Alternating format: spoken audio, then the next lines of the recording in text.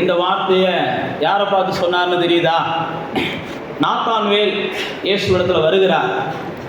யோவான் 1ஆம் அதிகாரத்தில் 51ஆவது வசனத்தில் இப்போ நம்ம வாசிக்கிற அந்த வசனம், நாத்தான்வேல் இயேசுவிடத்தில் வருகிறார். இயேசுவிடத்தில் நாத்தான்வேல் வந்த உடனே இயேசு நாத்தான்வேலுக்கு தன்னை வெளிப்படுத்துகிறார். வெளிப்படுத்தினதை நாத்தான்வேல் விசுவாசிக்கிறான். விசுவாசிச்சதுக்கு அப்புறம் தான் நாத்தான்வேலை பார்த்து சொல்றாரு, நான் வெளிப்படுத்தினதை நீ விசுவாசிச்சதுனால, நான் என்னுடைய என்ன நீ புரிஞ்சுக்கிட்டதுனால, அல்லது நான் எப்படிப்பட்டவர் அப்படின்றத நீ நம்பினதுனால. ஏன்னா நாத்தான்வேல் அதுக்கு முன்னாடி கொஞ்சம் நம்ப தயங்குவார். நீங்கள் வாட்சி பார்த்தீங்கன்னா தெரியும், நாசரேத்திலிருந்து நன்மை வருமா அப்படிலாம் சில கேள்விகள்லாம் கேட்பார். நல்ல வேதத்தை அறிஞ்ச நல்ல மனுஷன். அதனால தான் இயேசு அவரை சொல்லும்போது சொல்லுவார், உத்தம மனுஷன் அப்படின்ற மாதிரி சொல்லுவார். இயேசுவே கபடம் இல்லாதவன் அப்படின்னு இயேசு அவனை குறித்து சொல்லுவார். ஆனால் அந்த மனுஷனுக்கு நிறையா சந்தேகங்கள் இருக்கும். இப்போ இயேசுகிட்ட வாங்க போவோன்னொன்னே நிறையா சந்தேகங்கள் நிறையா பேத்துக்கு இருக்கும். இங்கே வந்திருக்கிற உங்களுக்கு கூட சில நேரத்தில் இருந்திருக்கலாம். இப்பயும் கூட நிறையா பேத்துக்கு சந்தேகம் இருக்குது. இயேசுவை பற்றியும் சந்தேகம் இருக்குது, பைபிளை பற்றியும் சந்தேகம் இருக்குது, பாஸ்டரை பற்றி கூட நிறையா பேத்துக்கு சந்தேகம் இருக்குது. இது எல்லாருக்குமே வர்றது தான். ஆனால் இயேசு பாருங்க அழகா அந்த நாத்தான்வேலை கையாண்டார். இயேசு நாத்தான்வேல் வந்த உடனே அவனை என்ன செஞ்சார், கூப்பிட்டு பேச ஆரம்பித்தார். பேச ஆரம்பித்த உடனே நாத்தான்வேல் புரிஞ்சுக்கிட்டார். நிறையா பேருக்கு நம்ம புரிய வைக்கிறது கஷ்டம். ஆனால் கொஞ்சமாவது வசனத்துக்கு செவி கொடுக்குறவங்களுக்கு ஈஸியாக புரிய வைக்கலாம். நாத்தான்வேல் வசனத்துக்கு கொஞ்சம் செவி கொடுக்குறாள், அதனால் ஈஸியாக இயேசு புரிய வச்சாருன்னே அவர் புரிஞ்சுக்கிட்டார். இங்கே பாருங்க, புரிஞ்ச உடனே இயேசு அந்த கொடுக்குற அந்த நாத்தான்வேலை பார்த்து தான் அந்த வார்த்தையை சொல்கிறாரு. அவர் அவனை நோக்கி, வானம் திறக்க போது தேவதூதர்கள் ஏறுறவங்களா இறங்குறவங்களா இருக்க போகிறாங்க, இதை இனிமேல் நீங்கள் என்ன செய்ய போகிறீங்க, பார்க்க போகிறீங்க. அப்போ இயேசுவை புரிந்து கொண்டவர்களுக்கு எப்பயுமே வானம் என்ன செஞ்சிருன்னா திறக்கப்பட்டதாக இருக்கும். இயேசுவை நன்கு புரிந்தவர்களுக்கு, நான் சொல்றது வசனத்தின்படி, இயேசுவை நம்ம என்ன செய்யணும், வசனத்தில் தான் தேடணும். இயேசு அங்கே இருக்கிறார் இங்கே இருக்கிறாருன்னா நீங்கள் தேடுனீங்கன்னா நீங்கள் மோசம் போயிடுவீங்க, ஏமாந்து போயிடுவீங்க. இயேசு அவர்கிட்ட இருக்கிறார் இவர்கிட்ட இருக்கிறான்னு சொன்னாலும் நீங்கள் மோசம் போயிடுவீங்க, ஏமாந்து போயிடுவீங்க. உங்களுடைய பயணம் தோல்வியில் தான் முடியும். இயேசுவை எங்கே தான் தேடணும், வசனத்தில் தான் தேடணும். இயேசுவை வசனத்தில் தேடினாக்கா நீங்கள் இயேசுவா பார்க்க முடியும். இல்லை எங்கேயாவது நீங்கள் தேடினீங்கன்னா இயேசுவை நீங்கள் பார்க்க மாட்டீங்க. கொஞ்ச நாள் பார்ப்பீங்க, கொஞ்ச நாள் கழித்து இயேசு என்னை ஏமாற்றிட்டாருன்னு நீங்கள் சொல்லுவீங்க. அதனால தான் நான் உங்களுக்கு சொல்கிறேன், இயேசுவை எப்பயுமே என்ன செய்யுங்க, வசனத்தில் தேடுங்க. இயேசு சொல்லிட்டார், நான் தான் வழியும் சத்தியமும் ஜீவனுமாக இருக்கிறேன். சத்தியமே நான் தான், வசனமே நான் தான், வார்த்தையே நான் தான். அவர் தான் வார்த்தையாக இருந்தார், அவர் தான் வசனமாக இருக்கிறார். அவர் தான் நமக்குள்ள இன்னைக்கு என்ன செய்கிறார், ஜீவனுள்ள வார்த்தையாக உலாவி கொண்டு இருக்கிறார். அதனால தான் வேதத்தில் பல இடங்களில் போட்டிருக்கு, அந்த வார்த்தையினால மனுஷன் பிழைப்பான். ஒவ்வொரு மனுஷனுக்கு பிழைக்கிறது எதனால தான் பிழைக்க முடியும், வார்த்தையினால தான் பிழைக்க முடியும். அதனால தான் இயேசுவை குறித்து அப்படி தான் போட்டிருக்கு. இயேசு ஒவ்வொரு மனுஷனுக்கு பிழைப்பை கொடுக்கிறவர், வார்த்தை ஒவ்வொரு மனுஷனுக்கு பிழைப்பை கொடுக்கிறது. வார்த்தையில் தெளிவில்லாத யாருடைய வாழ்க்கையும் கடைசியில் சந்தோஷமாகவே இருக்காது. நான் சொல்கிறது ஊழியக்காரங்களை சேர்த்து சொல்கிறேன். வார்த்தையை குறித்து ஒரு தெளிவு இல்லை, பைபிளை குறித்து ஒரு தெளிவு இல்லை அப்படின்னாலே அவங்களுடைய வாழ்க்கையினுடைய பிரகாசம் வேணால் கொஞ்சம் நல்லா இருக்கிறது மாதிரி இருக்கும். அது பார்த்தீங்கன்னா புல்லை போல சீக்கிரத்தில் என்ன செஞ்சிடும், வாடி போயிடும். புல்லை போல வாடி போயிடும். அதனால தான் தேவன் அழகாக இங்கே எழுதி வைத்திருக்கிறார், இயேசுவை குறித்து அறிந்தவர்களுக்கு எப்பயுமே என்ன செய்யும்னா வானம் திறக்கப்பட்டதாக இருக்கும். தேவதூதர்கள் அவர்களுக்கு பணிவிடை செய்கிறவர்களாகவே இருப்பாங்க. தேவதூதர்கள் உங்களுக்கு பணிவிடை செய்கிறவர்களாகவே இருப்பாங்க. நான் மறுபடியும் அதை தான் சொல்கிறேன், நீங்கள் இயேசுவை குறித்து அறிகிற அறிவு தான் உங்களை பரலோகத்திலிருந்து என்ன செய்யணும், ஒத்தாசையை அனுப்பி தர வைக்குது. இயேசுவை குறித்து அறிகிற அறிவில் நீங்கள் எந்த அளவுக்கு தெளிவாக இருக்கிறீங்களோ அந்த அளவுக்கு தான் உங்களுடைய வாழ்க்கையும் என்ன செய்யும், சுமூகமாக போகும். அதனால தான் அந்த நாத்தானை பார்த்த உடனே ஆண்டவர் சொல்லுகிறார், அவர் சொன்னதை அவன் புரிஞ்சுக்கிறான். புரிஞ்சுக்கிட்ட உடனே ஆண்டவர் அவனை பார்த்து சொல்றாரு, உனக்கு வானம் திறக்கப்பட்டு இருக்கிறத இனிமே பார்ப்ப, தேவதூதர்கள் ஏறுகிறவர்களாக இறங்குகிறவர்களாக இருக்கிறத நீ பார்ப்ப. அப்ப இந்த காலை வேளையில வேதவசனத்திலிருந்து நான் உங்களுக்கு கற்றுக் கொடுக்கிற சத்தியம் என்னதுன்னா, இதுவரைக்கும் நீங்க காணாமல் இருந்ததை இனிமே என்ன செய்ய போறீங்க, பார்க்க போறீங்க. இதுவரைக்கும் நீங்க காணாதவைகள் இனிமே நீங்க பார்க்க போறீங்க. இதுவரைக்கும் நீங்க அடையாததை இனிமே நீங்க அடைய போறீங்க. இதுவரைக்கும் கனவே கண்டு கொண்டு இருந்தீங்க, எப்படா மேசியாவை பார்ப்போம், இவங்களுடைய கனவு அது. யோவான் 1ஆம் அதிகாரத்தில் வாசிச்சு பார்த்தீங்கன்னா மேசியாவை பார்ப்பது அன்னைக்கு இஸ்ரவேலர்களுடைய கனவு. அன்னைக்கு தேவஜனங்களுடைய கனவு. எப்படா மேசியா வருவார், எப்படா மேசியா வருவார்னு சொல்லுவாங்க. அதனால தான் அன்னைக்கு இருந்த அந்த நம்ம இப்போ பேசுகிற நாத்தான்வேல் அவரை வந்து நாங்கள் மேசியாவை கண்டோம் அப்படின்னு சொன்ன உடனே அவனுடைய இருதயம் என்ன செய்யும், அவ்வளவு சந்தோஷப்படும். நாங்கள் மேசியாவை கண்டோம். அந்த யோவான் 1ஆம் அதிகாரத்துக்கு வாங்க, அந்த அடுத்த பக்கத்துக்கு வாங்க. அப்போ வந்த உடனே அவங்க மேசியாவை கண்டோம் அப்படின்னு சொல்லி முதலாவது தன் சகோதரன் பேதுரு இவங்கெல்லாம் தொடர்ந்து பேசிக்கிட்டே வர்றாங்க. பிலிப்பு வர்றாரு. இதெல்லாம் வந்ததுக்கப்புறம் 45ஆம் வசனத்தில் அவர் பிலிப்பு என்ன செய்யறார், நாத்தான்வேலை பார்த்து இந்த மாதிரி சொல்றாரு. உடனே நாத்தான்வேல் என்ன செய்யறாருன்னா, இந்த நான் சொன்ன பாருங்க, அந்த நன்மை நாசரேத்திலிருந்து வருமா அப்படின்னு கேட்கிறார். அப்புறம் பார்த்தீங்கன்னா 47ஆம் வசனத்தில் இயேசு இடத்துல நாத்தான்வேல் வர்றதை பார்க்குறாரு. இயேசு வந்த உடனே உத்தம இஸ்ரவேலன் அப்படின்னு அவனை பற்றி சொல்றாரு. அப்போ 48ஆம் வசனத்தில் நாத்தான் கேட்குறாரு, என்னை எப்படி உங்களுக்கு தெரியும் அப்படின்னு சொல்லி. சில நேரத்தில் நானும் நீங்களும் ஆண்டவர் நம்மளை எப்போ பார்க்குறாரு, யாராவது போய் ஆண்டவருக்கு நம்மளை பற்றி சொல்லி கொடுத்தா தானே தெரியும்னு நினைக்கிறீங்க. நாத்தான் அப்படி தான் நினைச்சார். பேதுரு வந்து இன்னும் நம்மளை பற்றி சொல்லவே இல்லை, அந்திரேயா வந்து இன்னும் நம்மளை பற்றி சொல்லவே இல்லை, ஆனால் இவர் நம்மளை பற்றி சொல்லிக்கிட்டு இருக்காருன்னு சொல்லி. தேவ பிள்ளைகளாகிய நீங்கள் ஒன்றை புரிந்து கொள்ளணும், நம்ம தேவனுக்கு வந்து நம்மளை பற்றி யாரும் என்ன செய்ய தேவையில்லை, சொல்லலாம் தேவையில்லை. நம்ம எங்கே உட்காடுறோன்றது அவருக்கு தெரியும், எங்கே எந்திரிக்கிறோம்னு தெரியும், எங்கே நடக்கிறோம்னு தெரியும், எந்த இருட்டில் எந்த வெளிச்சத்தில் எந்த அந்தரங்கத்தில் எந்த வெளியரங்கத்தில் நம்ம என்ன செய்கிறோன்ற எல்லாத்தையும் அவர் அறிஞ்சு வச்சிருக்கிறார். இங்கே நாத்தானை பார்த்து அழகாக சொல்கிறாரு பாருங்க, அந்த 48ஆம் வசனத்தில், உடனே இயேசு உன்னை பிடிப்பு அழைக்கிறதுக்கு முன்னாடி நீ அத்திமரத்தின் கீழே இருக்கிறப்ப நான் உன்னை பார்த்தேன் அப்படின்றார். பிடிப்பு உன்னை பார்க்கறதுக்கு முன்னாடி நான் உன்னை பார்த்துருக்கிறேன். அப்ப தேவன் என்னை காண்கிறார், அல்லது தேவன் என்னை கண்டார், அல்லது தேவன் என்னை காண்கிறவராய் இருக்கிறார் அப்படின்னு சொல்லி விசுவாசிக்கிறவங்களுக்கு தான் தேவன் என்ன செய்யறார்னா புதுசு புதுசா காண்பிக்கிறார். தேவன் என்னை காண்கிறார், முதல் நீங்க நம்பணும். தேவன் என்னை காண்கிற தேவன். அப்ப நீங்க என்ன தேவன் காண்கிறார் என்ற செயல்பாடோடு நீங்க செயல்படும் போது மட்டும்தான் உங்க வாழ்க்கையில நீங்க எதெல்லாம் காண துடிக்கிறீங்களோ அதெல்லாம் காண்பீங்க. எதெல்லாம் நீங்க காண துடிக்கிறீங்களோ, நடக்கணும்னு ஆசைப்படுறீங்களோ, எதெல்லாம் பெற்றுக்கொள்ளணும்னு ஆசைப்படுறீங்களோ, எதெல்லாம் பார்க்கணும்னு ஆசைப்படுறீங்களோ, உங்க வாழ்க்கை எப்படியெல்லாம் நீங்க வேணும்னு நினைக்கிறீங்களோ அதெல்லாம் அப்பதான் நீங்க பெற்றுக்கொள்ள முடியும். தேவன் என்னை காண்கிறார்ன்ற ஒரு பார்வை உங்களுக்குள்ள இருக்கணும். இங்கே நாத்தானை குறித்து அப்படிதான் போட்டிருக்குது. ஆண்டவர் இயேசு நாத்தான்ட்ட சொல்றாரு, இந்த பிலிப்பு உன்னை கூப்பிட்டு வந்தான் பாரு, வா போவோம் மேசியாட்டுன்னு சொல்லி. அவன் கூப்பிட்றதுக்கு முன்னாடி நீ அத்திமரத்துக்கிட்ட இருந்தா நான் அப்போ உன்னை பார்த்தேன் அப்படின்ற. அப்போ தான் நாத்தான் என்ன செய்கிறான், உண்மைக்கே நீ தான் மேசியா, நாங்கள் எதிர்பார்த்த ரட்சகர் நீங்கள் தான், நான் விரும்பின தேவன் நீங்கள் தான் அப்படின்னு சொல்லி அதுக்கப்புறம் நாத்தான் தன்னை ஒப்பு கொடுக்குறான். ஒப்பு கொடுத்த உடனே தான் ஆண்டவராக இயேசு அவனுக்கு சொல்றாரு, இன்னையிலிருந்து நீ என்ன செய்ய போற, நல்ல வித்தியாசமானவைகளை பார்க்க போற, அதிசயமானவைகளை பார்க்க போற, புது புது காரியங்களை பார்க்க போற. அப்ப நீங்களும் நானும் இயேசு என்னை காண்கிறவராக இருக்கிறார் அப்படின்ற விசுவாசத்தோடு கடந்து சென்றால் தான் நாம என்ன செய்வோம்னா அந்த பூமியில ஒரு ஆச்சரியமானவைகளை காண்பதற்கு கர்த்தர் நம்மளை பலப்படுத்துவார். இந்த நாத்தானுடைய வாழ்க்கையில பார்க்கிறோம், ஆச்சரியமானவைகளை காண வேண்டும், அதிசயமானவைகளை காண வேண்டும் அப்படி நம்ம எல்லாருமே விரும்புகிறோம். ஆனா இயேசுவை நம்ம பார்க்காம, இயேசுவை நம்ம நோக்காம, இயேசுவை நம்ம புரிந்து கொள்ளாம, இயேசுவை குறித்த தெளிவு இல்லாம நம்ம நிச்சயமா ஆச்சரியமான காரியங்களை நம்மளால பார்க்க முடியாது. இங்க வந்தோம் போனோம் அதனால நமக்கு பார்க்கலாம்லாம் நினைக்காதீங்க. இங்கே வந்து போகிறவங்க எல்லாரும்லாம் பார்க்க முடியாது. யாராக இருந்தாலும் இயேசுவிடத்துல தான் எதையும் பெற்றுக்கொள்ள முடியும். இங்கே வந்துட்டு போகிறதுனால எல்லாம் எதுவும் கிடைக்க போகிறதில்ல. இயேசுவோடு நீங்கள் என்ன செய்யணும், இருக்கணும். இயேசுவை நோக்கி பார்க்கணும், இயேசுவை நீங்கள் தேடணும், இயேசுவை உங்கள் வாயால் நீங்கள் கூப்பிடணும். இங்கே பாருங்க, நாத்தான் வந்து இயேசுவை தேடி வர்றான். வாங்க போவோம், வாங்க போவோம்னு இயேசுவை தேடி போகிறாங்க. தேடி வரும்போது தான் இவன் எந்த மனநிலையில் தேடி வர்றான் அப்படின்றத இயேசு அறிந்து அவனோடு பேசுகிறதை பார்க்கிறோம். இயேசுவை தேடி வரணும். ஆலயத்துக்கு வரும்போது இயேசுவை தேடி வர்றோம், இயேசுடைய வார்த்தையை கேட்க வர்றோம், இயேசுடைய சமூகத்துல நாம் அமர வருகிறோம், இயேசுடைய பிள்ளைகளோடு கூட நாம் ஐக்கியம் கொள்ள வருகிறோம்ன்ற அந்த பார்வையில வரணும்.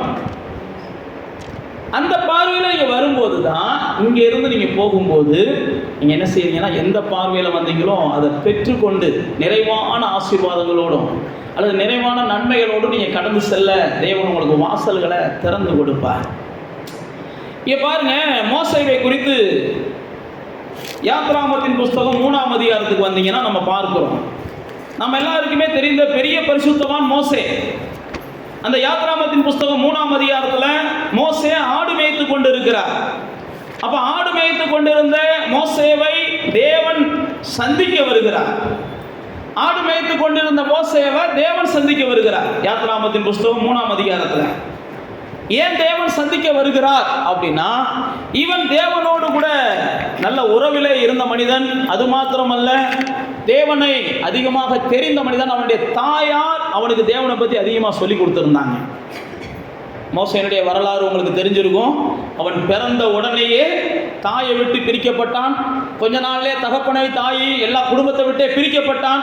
அவன் அரண்மனையிலே வளர்ந்தான். அவன் அரண்மனையிலே வளரும் போது அவனை வளர்ப்பதற்காக தேவன் அவனுடைய தாயவே வேறொரு ரூபத்தில் என்ன செஞ்சிருந்தார்? அனுப்பி வச்சிருந்தார். இதெல்லாம் நீங்க யாத்ராமத்தின் புஸ்தகம் 1ஆம் அதிகாரங்களில் வாட்சி பார்த்தீங்கன்னா உங்களுக்கு புரியும். அப்ப அவனுடைய தாயார் அவனுக்கு சத்தியத்தை சொல்லி கொடுக்குறாங்க. எந்த தாயார் தம் பிள்ளைகளுக்கு சத்தியத்தை சொல்லி கொடுக்குறாங்களோ அந்த பிள்ளைகள் தேவன் ஈஸியாக பேசுகிறதை புரிஞ்சுக்கிடுவாங்க. தேவன் அவர்களோடு இடைபடுகிறத புரிஞ்சுக்கிடுவாங்க. தேவன்கிட்ட நீங்கள் என் பிள்ளைகிட்ட பேசுங்கன்னா நீங்கள் தேவனை பற்றியே உங்கள் பிள்ளைகிட்ட சொல்லி கொடுக்காம இருந்தீங்கன்னா தேவன் பேசினாலும் அவங்களுக்கு என்ன செய்யாது? புரியாது. அதனால தான் தேவன் ஆபிரகாமோடு என்ன செஞ்சார்? உன் பிள்ளைகளுக்கு இவன் சொல்லிக் கொடுப்பான், என் பிள்ளைகளுக்கு இவன் சொல்லிக் கொடுப்பான் அவனை குறித்து ஒரு நோக்கம் வச்சிருந்தார். இந்த மோசேயுடைய தாயார் மோசேக்கு தேவனை பற்றி எல்லாம் சொல்லி கொடுத்து வச்சிருந்தாங்க. அதனால தான் மோசேயை தேவன் சந்திக்க வருகிறார். சந்திக்க வந்த உடனே ஒரு ஆச்சரியமானதை மோசேக்கு காண்பிக்கிறார். பாருங்க, அந்த முதல் அதிகாரத்தில் 3ஆம் அதிகாரத்தில் முதல் வசனத்தில் அவன் ஆடுகளை மேய்த்து கொண்டு வந்தான். அப்பொழுது 2ஆம் வசனம் போட்டிருக்கு, முட்செடி நடுவில் ஒரு அக்கினி ஜுவாலை அவனுக்கு வந்துச்சு. அது முள்ளு என்ன செய்யணும்? தீ எரியுது. ஆனால் என்ன செய்யலையா? அந்த செடி வேகலையா? தீ செடியில எரியுது, ஆனால் செடி என்ன செய்யலை? வேகலை. அப்போ தான் மோசே ஆச்சரியப்படுறான். இது என்னடா புதுசாக இருக்கு, போய் பார்ப்போம். தேவன் ஏன் மோசைக்கு அதை காமிச்சாருன்னா, இங்கே வேறு நான் சொல்கிறத கேட்டேன்னா இதே மாதிரி நிறைய ஆச்சரியத்தை நீ செய்வ. இப்போ நான் செய்கிறேன் பார்த்தீங்கள, முள்ளு என்ன செய்யுது? செடி இவ்வளோ மடமடன்னு எரியுது வனாந்தரத்தில், நீ ஆடு மேய்ச்சிக்கிட்டு இருந்த இடத்துல. ஆனால் அந்த ஆடு மேய்ச்சிக்கிட்டு இருந்த இடத்துல எரியும் போது நீ என்ன செய்யற? ஆச்சரியமா பார்க்கிறவாரு. அதே போல நான் சொல்றத கேட்டு நீ என் பின்னாடியே வந்தேன்னா நீ செய்யறதெல்லாம் மற்றவங்க ஆச்சரியமா பார்ப்பாங்க அப்படின்னு சொல்லி தான் மோசையை கூப்பிடுறாரு. இதுக்காக தான் மோசைக்கு என்ன செய்யறாரு? ஒரு இதை காமிக்கிறார், வித்தியாசமானதை காமிக்கிறார். மோசை ஆச்சரியமா பார்க்கிறான். அப்ப தேவன் உங்களை மற்றவங்களுக்கு என்ன செய்யணும்? தன்னுடைய பிள்ளைகள் காண்பிப்பதற்காக உங்களுக்கு தன்னை காமிக்கிறார். உங்களுக்கு ஏன் தேவன் தன்னை காமிக்கிறார் அப்படின்னா, உங்களை மற்றவங்களுக்கு என்ன செய்யணும்? இவங்க ஏன் பிள்ளை, இவங்க இந்த ஒரு விசேஷித்த காரியத்துக்காக அந்த பூமியில படைக்கப்பட்டிருக்கிறாங்க, இதுக்காக அனுப்பப்பட்டிருக்கிறாங்க, இதுக்காக நான் பிரிச்சு எடுத்திருக்கிறேன், இதுக்காக நான் அவங்களை என்ன செஞ்சிருக்கிறேன்? தெரிஞ்சிருக்கிறேன். இங்க பாருங்க, மோசேவை ஆண்டவர் சந்திக்கிறார். மோசேவை சந்திப்பதற்கு முன்பாக மோசேக்கு வராத துன்பங்களே கிடையாது. சில நேரத்தில் நமக்கு எத்தனையோ துன்பங்கள் வந்திருக்கும், நம்ம இன்னும் சாகாமல் இருக்கிறோம். அதுக்கு காரணம் தேவன் ஏதோ திட்டம் வச்சிருக்கிறார், அதனால சாகாமல் இருக்கிறோம். இல்லைன்னா நமக்கு வந்த துன்பத்துக்கு மோசைக்கு வந்தது போல எத்தனையோ துன்பங்கள் வந்துச்சு, நம்ம எப்பயும் செத்து போயிருப்போம். மோசையெல்லாம் குழந்தையா இருக்கும் போதே கொல்லணும்னு நினைச்சாங்க, தப்பி ஓடி அனுப்பிட்டான். கர்த்தர் அவனை காப்பாற்றினார். அதுக்கப்புறம் வளர்ந்து வனாந்தரத்தில் அரண்மனையில் வளர்ந்தான். அதுக்கப்புறம் ஒரு பிரச்சனையில் அவனை கொலை செய்ய நினைச்சாங்க, அப்பயும் தப்பி ஓடி அனுப்பிட்டான். தொடர்ந்து தப்பி தப்பி தப்பி வாழ்ந்தான். ஏன் அப்படின்னா தேவன் அவனை குறித்து ஒரு திட்டம் வச்சிருந்தார். அப்போ இது வரைக்கும் நானும் நீங்களும் பல மரணங்களை சந்திக்க வேண்டியவங்க. ஏன் மரணங்களை சந்திக்காமல் இன்னைக்கு வரைக்கும் இருக்கிறோம்னா, ஏதோ ஒரு திட்டம் நம்ம மூலமாக என்ன செய்ய வேண்டியிருக்கு? நிறைவேற வேண்டி இருக்குது. நிறைவேறிடுச்சு வைங்களேன், மரணமே வரலைனாலும் அவர் அவனை கூட்டு போய் என்ன செஞ்சாராம்? இனி வராதுப்பா, நானே அவனை கூட்டு போய் மலையில் வச்சுக்கிறேன், உனக்கு மரணம் வராது அப்படின்னு சொல்லி மலையில் கூட்டு போய் அவனை அடக்கம் பண்ணாருன்னு பைபிளில் போட்டிருக்கு. தேவன் உங்களை குறித்த ஒரு திட்டம் நிறைவேறது வரைக்கும் மரணம் வர கர்த்தர் விட மாட்டார். உங்களை கூட போராடலாம், எல்லாமே போராடலாம். ஆனால் நீங்கள் ஒன்றை புரிந்து கொள்ளணும், மரணம் வருவதற்கு கர்த்தர் என்ன செய்ய மாட்டார்? விட மாட்டார். அப்போ கர்த்தர் பாருங்க, இங்கே மோசேவை சந்திக்கிறார். எப்படி சந்திக்கிறார்? ஒரு ஆச்சரியமான விதத்தில் சந்திக்கிறார். ஒரு ஆச்சரியமான விதத்தில் சந்திச்ச உடனே மோசே ஆச்சரியப்படுகிறான். ஆச்சரியப்பட்ட உடனே மோசையோடு கூட தேவன் பேசுகிறார். நீ இந்த மாதிரி ஆச்சரியமானதை செய்ய போகிற, வா நம்ம 2 பேரும் சேர்ந்து போவோம் அப்படின்னு கூப்பிட்றார். அப்போ தான் மோசை என்ன செய்கிறாரு? நம்மளை போல பேசுகிறார். நம்மளை போலன்னா என்ன? ஆண்டவரை என்ன என்னை போய் கூப்பிட்றீங்க? நீங்கள் 4ஆம் அதிகாரத்துக்கு வந்தீங்கன்னா எனக்கு பேச தெரியாதும்பாரு, எனக்கு பாட தெரியாதும்பாரு, எனக்கு படிக்க தெரியாதும்பாரு, எனக்கு என்னென்ன சொல்ல முடியுமோ அத்தனையும் சொல்லுவார். நம்மளை போலன்னு வச்சுக்கோங்களேன், எப்படியாவது நம்ம என்ன செய்யணும், ஆண்டவர்கிட்ட இருந்து ஒதுங்கி போகணும். ஏதாவது ஒரு காரணத்தை சொல்லுவோம். காரணம் நமக்கு இல்லாத காரணமா, நீங்கள் ஏன் ஆலயத்துக்கு வரலைன்னா அதுக்கு 1000 காரணம் இருக்கும். அதே நேரத்தில் ஏன் ஆலயத்துக்கு வந்தீங்கனாலும் அதுக்கும் சில காரணங்கள் இருக்கும். இல்லை பாஸ்டர் வரலாட்டி என்ன செய்யுது, கெட்ட கெட்ட கனவாக வருது பாஸ்டர், அதுக்காக வந்து என்னவனு தான் ஆலயத்தில் வந்து உட்காந்துருப்பீங்க. நான் மறுபடியும் சொல்கிறேன், மோசே இப்படி தான் என்ன செஞ்சானா, தேவனுடைய வார்த்தைகளை கொஞ்சம் கொஞ்சமாக தள்ளி விடுறான். அந்த 4ஆம் அதிகாரத்தில் ஆண்டவர் என்ன செய்கிறாருன்னா அவனை கூப்பிடுறாரு. உடனே மோசே வசனத்தில் என்ன சொல்கிறாரு, என்னை நம்ப மாட்டாங்க ஜனங்கள். ஏன்னா நான் அந்த ஊரில் கொலை பண்ணிட்டு வந்திருக்கிறேன், அந்த நாட்டில் நான் பெரிய லெவலில் வாழ்ந்தேன், ஆனால் பல தப்புகளை பண்ணிட்டு வந்திருக்கிறேன். இப்போ திரும்ப அந்த இடத்துக்கு போங்கன்னு சொன்னால் என்னை அவங்க யாரும் என்ன செய்ய மாட்டாங்க, ஏற்றுக்கிற மாட்டாங்க. அப்போ தான் ஆண்டவர் சொல்கிறாரு, நான் தானே சொல்கிறேன், உன்னை எவன் ஏற்றுக்கிற மாட்டானோ அவனையெல்லாம் எப்படி ஏற்றுக்கிற வைக்கணுன்றது எனக்கு தெரியும். அதனால் நான் உங்களுக்கு சொல்கிறது அதுதான். மோசையை போல் என்ன செய்யாதீங்க, பாஸ்டர் நான் பேசினா யார் கேட்க போகிறா, நான் போனால் யார் ஏற்றுக்கிற போகிறா அப்படிலாம் சொல்லாதீங்க. அப்படி தான் மோசையும் சொன்னார். ஆண்டவர் உங்களை தெரிந்தெடுத்ததுடைய நோக்கமே என்னென்னா, உங்களை கொண்டு வித்தியாசமான காரியங்களை செய்யணும், விசேஷித்த காரியங்களை செய்யணும். இது வரைக்கும் நீங்கள் காணாத உலகத்தை கர்த்தர் உங்களுக்கு காட்ட விரும்புகிறார். நீங்கள் அனுபவியாத ஒரு உலகத்தை, புது உலகத்தை யார் பெற்றோர்கள் தந்திருக்க மாட்டாங்க, அந்த உலகம் அல்லது மற்றவங்க தந்திருக்க மாட்டாங்க, தேவன் உங்களுக்கு தர விரும்புகிறார். அந்த மோசேக்கு பாருங்க, ஒரு புது உலகத்தை தேவன் தர விரும்பினார். அதனால மோசேவை தேடி போனார். மோசே ஒரு அரண்மனையில் வாழ்ந்தவன், மோசே வனாந்தரத்தில் வாழ்ந்தவன், அவன் பார்க்காத கஷ்டமும் கிடையாது, அவன் பார்க்காத இன்பமும் கிடையாது. ஆனாலும் தேவன் அவனுக்கு புது காரியத்தை என்ன செஞ்சார், காண்பிச்சார். சில நேரத்தில் நம்ம நினைக்கலாம், நம்ம பார்க்காத கஷ்டமா, நம்ம பார்க்காத இன்பமாண்டு, அதெல்லாம் ஆண்டவர் காண்பிக்கிறதுக்கு முன்னாடி ஒன்றும் கிடையாது. அதுதான் பவுல் சொல்கிறார், அதெல்லாம் குப்பையும் அது நஷ்டமுமா நான் நினைக்கிறேன், அதெல்லாம் ஒன்றுமே இல்லை அப்படின்ற. இங்கே பாருங்க, மோசேவை தேவன் தேடி வந்த உடனே மோசே அப்படி தான் சொல்கிறார், நம்ப மாட்டார்கள். அடுத்த ஆண்டவர் என்ன செய்கிறாருன்னா, உன் கையில் என்ன இருக்குது, அந்த கோலை போடுன்றாரு. அந்த கோலை போட்ட உடனே அது பாம்பாக மாறுது. அப்போ மோசேவுக்கு அது பாம்புன்றது வருது. அடுத்து பார்த்தீங்கன்னா அடுத்த நிமிஷமே மோசே என்ன செய்கிறார், அதை பிடிக்கிறாரு, கம்பாக மாறுது. அதுக்கடுத்து கையை காமிக்கிறாரு, கையில் வந்து குஷ்டமாக மாறுது, வெண்மையாக மாறுது, அதுக்கப்புறம் நல்ல கையாக மாறுது. ஆனாலும் மோசே சொல்லுவார், நம்ப மாட்டாங்க. ஆனால் ஆண்டவர் பார்த்தீங்கன்னா, நான் சொன்ன பாருங்க, உங்களை ஒரு நோக்கத்துக்காக தெரிந்தெடுத்திருக்கிறார். உங்களை இது வரைக்கும் உயிரோட காப்பாற்றி வந்திருக்கிறார். இது வரைக்கும் எத்தனையோ ஆபத்துகள் வந்த போதும், மரணங்கள் வந்த போதும் காப்பாற்றி கொண்டு வந்து வச்சிருக்கிறார். நீங்கள் ஒருவேளை என்ன செய்யலாம், அவருடைய திட்டத்தை செய்வதற்கு தாமதிக்கலாம், அவருடைய சித்தத்தை செய்வதற்கு தாமதிக்கலாம், அவருடைய பாதையில் போகிறதுக்கு நீங்கள் வேணால் தயங்கலாம். ஆனால் கர்த்தர் என்ன செய்ய மாட்டார், எப்படியாவது உங்கள் மனசை மாற்றுறதுக்கு முயற்சி உண்டா, எப்படியாவது உங்கள் மனசை மாற்றுவார். புரியுதா நான் சொல்கிறது? உங்கள் மனசை அவர் மாற்றுவார். ஏன்னா உங்களுக்கு மாட்டவருக்கு தெரியும், இது என் பிள்ளை எனக்கு ஏதாவது செய்ய நினைக்குது, ஏதோ சின்ன சின்ன டிஸ்டர்பன்ஸ் இருக்குது. ஏன்னா மோசே ஒரு காலத்தில் ஆண்டவருக்காக ஏதாவது செய்யணும்னு எலும்புனவன் தான். அவனுடைய வரலாறு வாட்சி பார்த்தீங்கன்னா, மோசே ஜனங்கள் கஷ்டப்படுறாங்கன்னு உடனே துடிச்சவன் தான். ஆனால் சில சூழ்நிலைகள் அவனை முடக்கிடுச்சு. அதனால தான் ஆண்டவர் மறுபடியும் அந்த சூழ்நிலையிலேருந்து அவனை என்ன செய்யறான், தூக்கி கொண்டு வந்து அவனை கொண்டு ஏதாவது செய்ய வைக்கணும்னு நினைக்கிறான். ஆனால் மோசே தொடர்ந்து போராடுகிறான். 10ஆம் வசனத்தில் சொல்லும்போது சொல்கிறாரு, நான் பேசுறதுக்கு எனக்கு தெரியாது, நான் வாக்கு வல்லுவன் அல்ல அப்படின்னு சொல்லி 10ஆம் வசனத்தில் சொல்லுவார். அப்படி பார்த்தீங்கன்னா அடுத்து தொடர்ந்து என்ன செய்வார், இப்படியே ஒவ்வொரு காரியமாக சொல்லிக்கிட்டு இருப்பார். ஒவ்வொரு காரியமாக சொன்னாலும் ஆண்டவர் தொடர்ந்து அவரை விடாமல் பிடிச்சி கொண்டு போய் அந்த எகிப்து தேசத்தை அரண்மனைக்கு கொண்டு போயிடுவார். கொண்டு போனதுக்கு அப்புறமா அந்த சில விஷயங்கள் நடக்கும். அப்போ தேவனுடைய பிள்ளைகளே, தேவன் உங்களுக்கு அதிசயமானதை செஞ்சு உங்களை இந்த இடத்துக்கு கொண்டு வந்திருக்கிறார்னு வச்சுக்கிடுவோம். சில அதிசயமானதை செஞ்சு உங்களை இந்த இடத்துக்கு கொண்டு வந்திருக்கிறார். அதே தேவன் உங்க மூலமா சில அதிசயமானதை வெளியில செஞ்சு அவங்களுக்கு கொண்டு வரணும்ன்றதுதான் அவருடைய திட்டம். அதை நீங்க புரிஞ்சுக்கணும். எனக்கு செஞ்ச தேவன் அவனுக்கு செய்யட்டும்லாம் உட்கார்ந்து இருக்காதீங்க. அவர் அப்படிலாம் எதிர்பார்க்கல. எனக்கு அதிசயமானதை செஞ்சீங்க, கொண்டு வந்தீங்கல்ல, அதே போல அவனுக்கு அதிசயமானதை செஞ்சு என்ன செய்யுங்க, கொண்டு வாங்கன்னு சொன்னா எப்படி இருக்குன்னா, ஆதாம படைச்சு பூமியில விட்டீங்கல்ல, அதே போல என்ன செய்யுங்க, ஒவ்வொரு பிள்ளையா படைச்சு பூமியில அனுப்பிக்கிட்டே இருங்க. எனத்துக்கு ஏவாள் மூலமா குழந்தை பெற்றுக்கிறணும்னு ஆசைப்படுறீங்கன்ற மாதிரி இருக்கு. புரியுதா, புரியலையா? அப்ப தேவன் உங்களுக்கு அதிசயமானதை காமிச்சு உங்களை நம்ப பண்ணி அவர் தான் தேவன் சொல்லி உங்களை தொலை வச்சு அவருக்காக நீங்க பிரயாசப்பட்டு அவருக்காக காணிக்கைகளை செலுத்தி இப்படியே நீங்க உட்கார்ந்துட்டு அதுக்கப்புறம் பரலோகம் போகணுன்றது தேவ திட்டம் அல்ல. உங்களை கொண்டு கர்த்தர் என்ன செய்யறா, சில விஷயங்களை செய்யணும். நம்ம வீட்டில் இருக்கிறோம், ஒரு பிள்ளையை பெற்றெடுக்கிறோம், நம்ம வளர்க்குறோம், அந்த பிள்ளைய கடைசி வரைக்கும் நம்ம கண்ணுக்குள்ளேயே வச்சுக்கிறோம், கைக்குள்ளேயே வச்சுக்கிறோம்னு எந்த தாயும் எந்த தகப்பனும் என்ன செய்ய மாட்டோம், விரும்ப மாட்டோம்.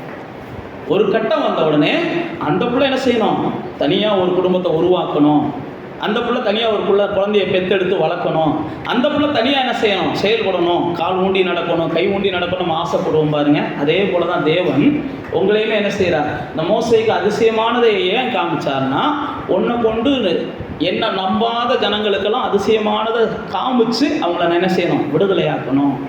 அப்போ நீங்கள் தேவன் காமிக்கிற அந்த அதிசயமானதை என்ன செய்யணும், முதல் நம்பணும். தேவன் என்னுடைய அதிசயமானதை காமிச்சாரு. இப்போ பாருங்க, நாத்தாண்ட சொன்னார் பாருங்க, இது முதற்கொண்டு நீ வித்தியாசமானதை பார்க்க போற, இது முதற்கொண்டு அதிசயமானதை பார்க்க போற.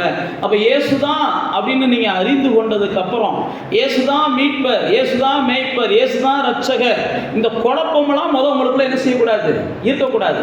இந்த குழப்பமே இல்லாத தெளிவு இருந்தால் தான் நாத்தானை போல நீங்க என்ன செய்வீங்க, பரலோகம் உங்களுக்கு திறந்திருக்கிறத பார்ப்பீங்க.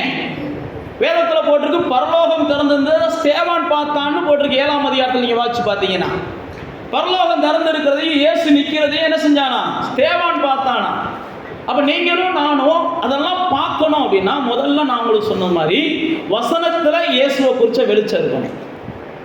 இயேசுவை குறித்த வெளிச்சம் எங்கே தான் இருக்கணும், வசனத்தின் மூலம் உங்களுக்கு இருக்கணும். வசனத்தின் மூலம் இருந்தால் தான் இங்கே வானம் திறக்கப்பட்டிருக்கிறதையும் புது புது காரியங்கள் உங்கள் வாழ்க்கையை செயல்படுகிறதையும் பார்ப்பீங்க. அதுக்கப்புறம் தான் நீங்கள் நாத்தானை போல தேவனுக்காக செயல்பட ஆரம்பிப்பீங்க. அதே போல தான் மோசே பாருங்க, அவன் தேவனுடைய மனுஷனாக இருந்தவன். ஆனால் தேவனுடைய மனுஷனாக இருந்ததுனால சில சூழ்நிலைகள் நிமித்தம் கொஞ்சம் அமைதியாயிட்டான். அமைதியானதுக்கப்புறம் தேவன் திரும்பவும் அவனை சந்தித்து அவனுக்கு அதிசயமானவைகளை காண்பித்து திரும்பவும் அவனை தூக்கி மறுபடியும் அவனை கொண்டு அதிசயமானவைகளை செய்து அநேகரை தேவன் என்ன செஞ்சார், மீட்டெடுத்தார். நம்ம எல்லாருக்குமே தெரியும், லட்சக்கணக்கான மக்களை மோசே மூலமாக கர்த்தர் என்ன செஞ்சார், மீட்டெடுத்தார். அந்த மோசேவை கூப்பிடும்போது சொல்கிறாரு, எப்பா நீ என்கிட்ட வந்துட்ட, எத்தனை அந்த ஜனங்கள் உபத்திரவப்படுறாங்க, அந்த ஜனங்கள் வேதனையில் இருக்கிறாங்க, அந்த ஜனங்கள் வருத்தத்தில் இருக்கிறாங்க, அந்த ஜனங்களுடைய அழுகை என் காதுக்கு வந்து விழுகுது. எத்தனையோ பேர் கண்ணீர் விட்டு அழுகிறியான். எதுக்கு அழுகிறியான்றது ஆண்டவருக்கும் அவனுக்கும் தெரியும், உங்களுக்கும் கூட சிலது தெரியும்.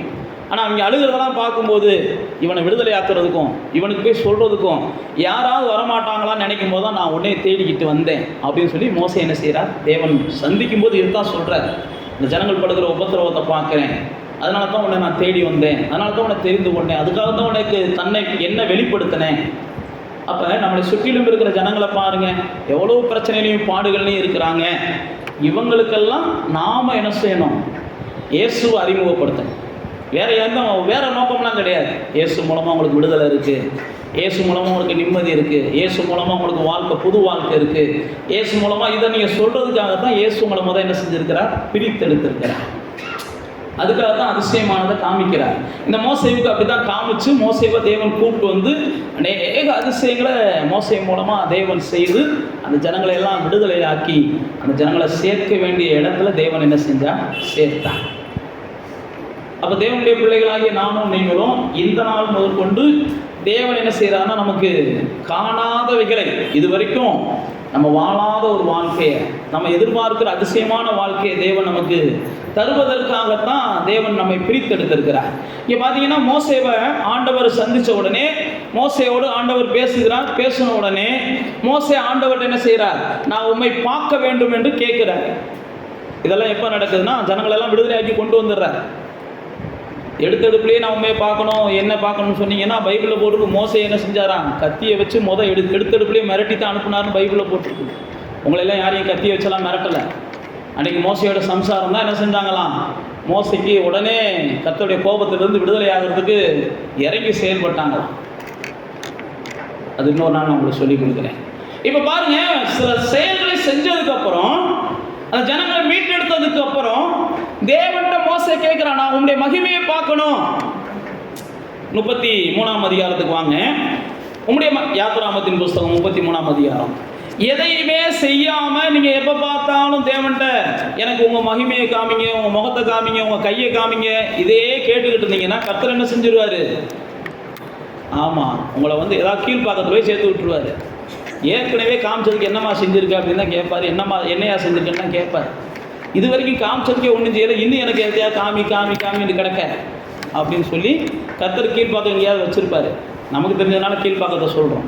இப்ப பாருங்க, மோசே அந்த ஜனங்களை எல்லாம் விடுதலையாக்கி கொண்டு வந்ததுக்கு அப்புறம் தேவன்கிட்ட கேட்கிறான், உங்களுடைய மகிமை எனக்கு காமிங்க, நான் உங்களுடைய முகத்தை பார்க்கணும் அப்படின்னு கேட்கிறான். அந்த 33ஆம் அதிகாரம் 18ஆம் வசனம். அப்ப ஆண்டவர் என்ன செய்யறாரு? நீ கேட்டிருக்கிற காரியம் பெரிய அரிதான காரியம்.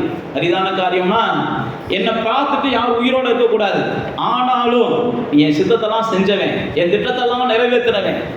பாரு, யார் எந்த மனுஷனுக்கும் நான் செய்யாத உனக்கு காமிக்கிறேன். ஆனா நான் கடந்து போகும்போது என் முதுகை பார்த்துக்கோ ஆண்டவர் சொல்றாரு. அப்ப கூட நான் என் கரத்தை வச்சு உன்னை மூடிக்கிறேன். என்ன நீ ஆசைப்பட்டுட்ட, நீ கேட்ட காரியம் பெரிய காரியம், நீ கேட்ட காரியம் எந்த மனுஷனுக்கும் நடக்காத காரியம். ஏன் கேட்டார் அப்படின்னா, மோசே பைபிள்ல போட்டு மோசே தேவனோடு கூட எப்போ பார்த்தாலும் பேசிக்கிட்டே இருந்தான். பேசிக்கிட்டே இருந்தேன்னா பொழுதுபோகாமலாம் பேசல. இன்னைக்கு நாம அப்படிதான் நினைக்கிறோம், பொழுதுபோகலைன்னா போய் உட்காந்து என்ன செய்வோம், தேவனோடய பேசிக்கிட்டே இருப்போம் அப்படின்னு நினைக்கிறோம். பைபிள்ல போட்டிருக்கு, அவன் பேசினதையெல்லாம் வந்து ஜனங்கள்ட்ட சொல்லிக்கிட்டே இருந்தான். ஜனங்கள்ட்ட சொல்றவங்க தான் தேவன்கிட்ட பேச முடியும். ஜனங்கள்ட்டே சொல்ல மாட்டோம், ஆனா தேவன்கிட்ட பேசிக்கிட்டே இருப்போம். அப்படின்னா அப்படி வேலை இல்லாத வந்துட்டியான்னு தேவன் என்ன செஞ்சிருவாரு? ஆமாம், இவனுக்கு பொழுது ஓலைனா நான் தான் கிடச்சேன் போல. அடுத்த நிமிஷமே வீட்டில் ஏதாவது ஒன்றுனா உடனே என்னையை மறந்துட்டு போயிடுவான். வீட்டில் வேறு யாராவது வந்துட்டாங்கன்னா என்னையை விட்டு போயிடுவான். பொழுது ஓலைனா உடனே பைபிள் எடுத்துட்டு பக்கம் பக்கமாக வாசிப்பான். அப்படின்ற மாதிரி கர்த்தர் என்ன செஞ்சிடக்கூடாது, உங்களை புரிஞ்சுக்கிறக்கூடாது. இப்போ மோசே பாருங்க, சிநேகிதன் பேசுவதை போல பைபிளில் போட்டிருக்குது. அதே 34ஆம் அதிகாரம் 33ஆம் அதிகாரம் 11ஆம் வசனத்தில் வாசிச்சு பார்த்தீங்கன்னா, மோசையோடு சிநேகிதன் பேசுவதை போல முகமுகமாக இயேசு பேசினார்னு போட்டிருக்கு, தேவன் பேசினார்னு போட்டிருக்கு. அது மாத்திரமல்ல, அந்த மோசே சொல்லுவான், ஆண்டவரே நீங்க எங்க கூட இருக்கிறதுனால தான் எனக்கு விசேஷம், நீங்க எங்க கூட நடக்கிறது தான் எங்களுடைய மேன்மை, நீ எங்களோட இருக்கிறதா எங்களுக்கு சந்தோஷம் அப்படின்னு சொல்லி மோசையோடு பேசிக்கிட்டே, தேவனோடு பேசிக்கிட்டே இருப்பான். தேவன் என்ன செய்வாரு? மோசையோடு கூட பேசிக்கிட்டே இருப்பார். தேவ சமூகத்துல எப்பயுமே காத்திருக்க விரும்பினவன் யாரு? மோசே. 40 நாட்கள் புசியாமல் குடியாமல் தேவ சமூகத்துல காத்து கிடந்தான் அப்படின்னு பைபிள்ல இருக்குது. நான் மறுபடியும் சொல்லுகிறேன், தேவ சமூகத்துல காத்து கடந்துட்டு மனுஷ சமூகத்துக்கு நம்ம போகலை அப்படின்னா நாம காத்து கடந்தது பிரயோஜனமே இல்லை. நிறைய பேர் ஜோம் பண்றோம்னே அதுதான் கிறிஸ்தவ வார்த்தை நம்புறாங்க. ஜெபம் அவசியம், ஜெபம் வேணாம்னு நான் சொல்லலை, பைபிள் அவசியம். நீங்கள் எந்த அளவுக்கு தேவனை தேடுறீங்களோ அந்த அளவுக்கு மனுஷனை தேடணும். அந்த அறியாத மனிதர்கள் இந்த தேவனிடத்தில் வருவதற்கு நீங்கள் என்ன செய்யணும்? பயன்படுகிற பாத்திரமாக இருக்கணும். அப்போ நீங்கள் இங்கேருந்து நிறைய பெற்றுக்கொண்டுட்டு இங்கிட்டு நீங்கள் செலவழிக்கலை அப்படின்னா, பைபிளில் பவுல அப்போஸ்தலன் சொல்லும்போது சொன்னால், அப்படிப்பட்ட பாத்திரவான்களுக்கு மட்டும் நீ என்ன செய்ய கற்றுக் கொடுன்றான். நீ யார்கிட்ட ஒப்புவீன்னா அவங்க கொண்டு போய் அதை பயன்படுத்துவாங்கன்றவங்களுக்கு மட்டும் கற்றுக்கொடு. நிறைய பேர் நானே பார்த்துருக்குறேன். இப்போ நானே இங்கே ஊழியத்தில் வந்ததுக்கப்புறம் என்கிட்ட வந்து கற்றுக்கொள்ளணும்னு வர்றவங்க யாருன்னு பார்த்தீங்கன்னா, உண்மையை சொல்கிறேன், கதையடிக்கிறவங்க தான் கற்றுக்கிற வருவாங்க. உண்மைக்கே பயன்படணும்னு என்கிட்ட கற்றுக்கிற வரவங்க ரொம்ப கம்மி. சில நேரத்தில் அப்படியே கொஞ்சம் ஆளுகளை பார்த்த உடனே நானே சும்மா கூட போன காதில் வச்சுட்டு எந்திரிச்சு போயிடுவேன். எனக்கு தெரியும் என்னால் கற்றுக்கிறலாம் செய்யாது, இது ஏதோ ஒரு வகையில் என்ன செய்யுது, கதையடிக்க வந்திருக்கு அப்படின்னு சொல்லிட்டு நானே என்ன செஞ்சிருவேன். உங்களுக்கு அதுதான் சொல்கிறேன். உங்கள்கிட்ட வந்து ஏதாவது சில காரியங்களை கற்றுக்கொள்ளணும்னு பக்கத்து வீட்டுக்காரங்க வர்றாங்கன்னா தாராளமாக இது பண்ணுங்க. அதை விட்டுக்கிட்டு அவங்க பொழுது போகாமல் கதை அடிக்க வர்றாங்கன்னா முடிஞ்ச அளவுக்கு என்ன செஞ்சுருங்க, அதை தவிர்த்துட்டு நமக்கு 1000 வேலை இருக்குன்ட்டு போயிருங்க. இப்படி தான் மோசே வந்து தேவ சமூகத்தில் காத்து கிடந்தாலும் அவன் அதெல்லாம் வந்து ஜனங்கள்கிட்ட சொன்னான். தேவன் என்கிட்ட இதை பேசினார், தேவன் இப்படி செய்ய சொன்னார், தேவன் அப்படி செய்ய சொன்னார். அப்போ தேவனுடைய பிள்ளைகளாகிய நாம் தேவனிடத்தில் கற்றுக்கொண்டதெல்லாம் மற்றவங்களுக்கு என்ன செய்யணும்? சொல்லிக் கொடுக்கணும். நம்ம சொல்லிக் கொடுக்கணும். நமக்கு தெரிஞ்சதை மற்றவங்களுக்கு நம்ம சொல்லிக் கொடுக்கணும். அதை நான் ஏற்கனவே சொன்ன பாருங்க, தெரிஞ்சதெல்லாம் யாருக்கு தான் சொல்லிக் கொடுக்குறீங்கன்னா பாஸ்டருக்கு தான் சொல்லிக் கொடுக்குறீங்க. ஏன்னா பாஸ்டர் ஒரு ஆளுக்கு தான் பைபிளை பற்றி பேச முடியும். அதனால் என்ன செய்வோம், பாஸ்டர்கிட்ட ஃபோன் போட்டு பைபிளை பற்றி பேசுவோம் தான் நிறையா பேர் பாஸ்டருக்கு தான் சொல்லிக் கொடுக்குறீங்க. எல்லாம் வந்து ஸ்கூலுக்கு வர்றதே எதுக்கு போவோம்னா, வாத்தியார் ஏதாவது சொல்லிக் கொடுப்பாரா கற்றுக்குறோம்னு தான் ஸ்கூலுக்கு போவோம். சர்ச்சுக்கு வர்றது எதுக்கு தான் வரோம்னா, பாஸ்டருக்கு ஏதாவது சொல்லிக் கொடுக்க முடியுமா அப்படின்னு சொல்லி தான் சர்ச்சுக்கே. உங்கள் சர்ச்சுக்கு ஏன் வந்திருக்கிறோம்னா உங்களுக்கு ஏதாவது சொல்லிக் கொடுக்கணும் வந்திருக்கோம் பாஸ்டர்லாம், என்கிட்ட வந்து சொல்லிக் கொடுத்தவங்களாம் இருக்கிறாங்க. அப்பயும் கர்த்தருக்கு தான் ஸ்தோத்திரம் சொல்ல வேண்டி இருக்குது. இங்கே வந்து கற்றுக்கிற வர்றோம், சொல்லிக் கொடுக்குறதுக்கு வெளியில் தானே போய் சொல்லிக் கொடுக்கணும். அப்போ இங்கே பாருங்க, மோசே வந்து தேவனிடத்தில் கற்றுக்கொண்டதையெல்லாம் அவன் ஜனங்களுக்கு வந்து சொல்கிறான். ஜனங்களுக்கு வந்து சொன்ன உடனே ஜனங்கள் என்ன செய்கிறாங்க? கீழ்ப்படுகிறாங்க, கேட்குறாங்க. அதுக்கப்புறம் அடுத்தடுத்து அவங்க நகர்ந்து போகிறாங்க. தேவன் மோசேட்ட சிநேகிதனை போல பேசினாரு, அவனுக்கு மகிமையை காமிச்சாரு. அது மாத்திரமல்ல, நான் தான் சொன்ன பாருங்க, எந்த மனுஷனுக்கும் காமிக்காத தெய்வீகத்தை யாருக்கு காமிச்சார்? தேவன் மோசேக்கு காமிச்சார். மோசேவோ தேவன் அப்படியெல்லாம் பார்க்க விரும்பினார். ஆண்டவரே, நீங்கள் ஆபிரகாமுக்கு இப்படி வெளிப்பட்டீங்க, ஈசாக்குக்கு இப்படி வெளிப்பட்டீங்க, எனக்கு எப்படிப்பா வெளிப்படுவீங்கன்னு கேட்குறாரு. அப்போ தான் ஆண்டவர் சொல்கிறாரு, நான் உனக்கு என்ன செய்கிறேன்? வித்தியாசமாக வெளிப்படுறேன், இருக்கிறவராக இருக்கிறேன். ஆபிரகாமுக்கு நான் சர்வ வல்லமையுள்ள தேவன்ற நாமத்தில் அறியப்பட்டேன். அப்போ நீங்களும் நானும் என்ன செய்யணும்? தேவனிடத்தில் புதுசாக பார்க்க விரும்பணும், புதுசாக காண விரும்பணும், தேவனை விதவிதமான ரூபத்தில் தேவனை ருசிக்க விரும்பணும். இந்த மோசே அப்படிதான் எதிர்பார்த்ததுனால தான் தேவன் என்ன செய்தான்னா, யாருக்கும் காமிக்காத ஒரு தன்னுடைய தேவனுடைய தெய்வீகத்தை மோசேக்கு காண்பிச்சது மட்டுமல்ல, அடுத்து மோசேக்கு சொல்றாரு, யாருக்கும் காண்பிக்காத தெய்வீகத்தை நீ பார்த்ததுனால எந்த மனுஷனும் பார்த்திராத பெரிய காரியங்களை ஓ மூலமா நான் செய்ய போறேன். மனுஷன்ல நீ சிறந்தவனா மாறப்போற. நீங்க 34ஆம் அதிகாரத்துக்கு வாங்க. 34ஆம் அதிகாரம் 10ஆம் வசனத்தை வாசிங்க.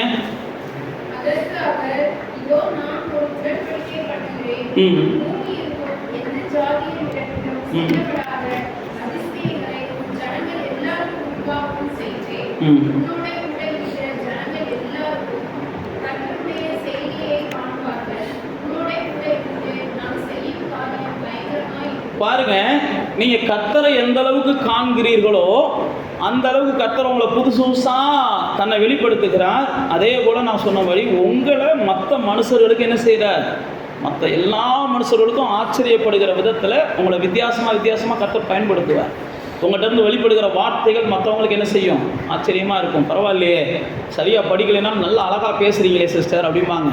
பரவாயில்லையே, இப்படி இருந்தாலும் அழகாக பேசுகிறீங்களே பிரதர், நல்லா பேசுகிறீங்களே. இதெல்லாம் எதனால் வரும் அப்படின்னா, நீங்கள் தேவனோட பழகத்தான் உங்கள் வார்த்தை என்ன செய்யும்? தேனிட்ட பணியாரம் போல் மாறும். நீங்கள் தேவனோட பழகலைன்னா உங்கள் வார்த்தை 4 வார்த்தை கூட மற்றவங்க காதுக்கு என்ன செய்யாது? ஆமாம், தமிழ் மாதிரி இனிமையாக இருக்காது. 4 வார்த்தை கூட என்ன செய்யாது? காதில் நல்லா வந்து விழுகாது. அப்போ நீங்களும் நானும் என்ன செய்யணும்? நம்ம மோசேவை போல தேவனை பார்க்கும்போது வித்தியாசமாக பார்த்தோம்னா, இந்த பூமியில் இருக்கிற மனிதர்கள் நம்மளை பார்க்கும்போது ஆச்சரியமாக பார்ப்பாங்க. அதுதான் மோசேட்ட சொல்கிறாரு, எந்த ஜனமும் இது வரைக்கும் பார்த்திராத ஒரு மனுஷனை நான் என்ன செய்ய போகிறேன்? இந்த ஜானத்துக்கு காண்பிக்க போகிறேன். அதனால தான் பைபிளில் பார்த்தீங்கன்னா மோசேவை போல அவனுடைய மரணத்தை குறித்து அந்த உபாகமம் கடைசியில் வாசிச்சு பாருங்க. உபாகமத்தின் புஸ்தகம் கடைசி வசனத்துக்கு வாங்க. உபாகமத்தின் புஸ்தகம் கடைசி வசனம்.